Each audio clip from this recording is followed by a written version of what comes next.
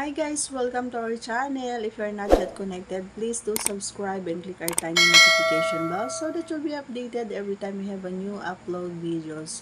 Disclaimer, ang video nito ay para lamang po sa may bukasang kaisipan at may malawak na pang unawa. Kung wala ka po nito, maaari na lamang po mag-skip at mamili po ng mga videos na nararapat po para sa inyo. At ang ating pag-uusapan naman ngayon ay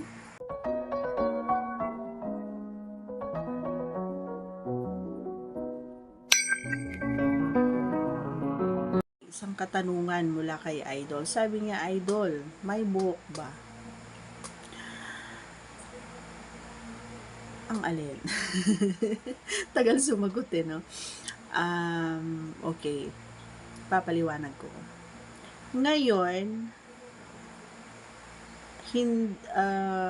may ano siya, konti. May konti kasi hindi ako nag-ahit ngayon. At saka, tinatamad na ako. Bakit?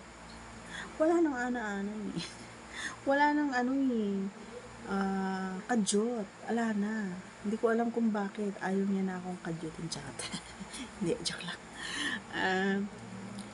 Dahil yung tanong mo, sasagutin ko ng diretsahan. Meron sa ngayon, pero hindi siya yung ganung kakapal, manipis lang. Yung, kasi nga, nag-aalis talaga ako, nagtatanggal lang talaga ako. May video ako nito, no, kung napanood mo.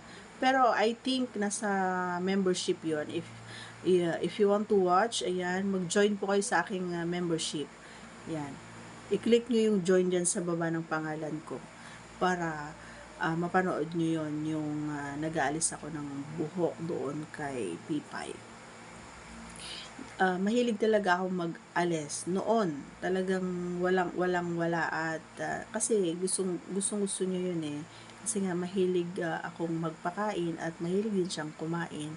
Ayoko kasi na may sagabal kapag kumakain siya at ayoko rin na may alam mo yun, kasi kapag may buhok medyo may amoy. Totoo yun. Syempre, hindi mo maiwasan yun mga idol. Kahit man wala may amoy. Depende kasi rin sa kinakain ng babae yun. Kahit sa mga boys, depende sa kinakain nila. Kapag may mga nuts, may mga fruits na pag kumain ka ay masarap ang amoy, ganyan. Kahit yung lasa ng katas ay masarap din. Yun, totoo yun.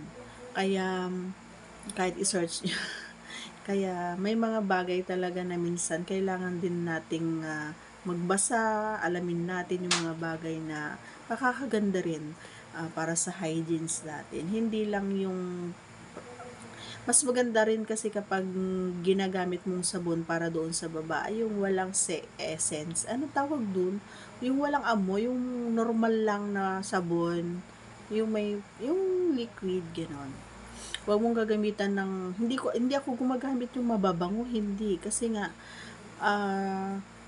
pagkahugas mo baka ilang minutes lang iba nangangamoy na, so mas maganda yung wala. Mas prefer kong gamitin yung ganon. Yun lang, nasagot ko naman na no, yung tanong mo. So maraming salamat. Once again, if you are not yet connected to our channel, please do subscribe and click our tiny notification bell so that you'll be updated every time we have a new upload videos. Thanks for watching everyone. Bye!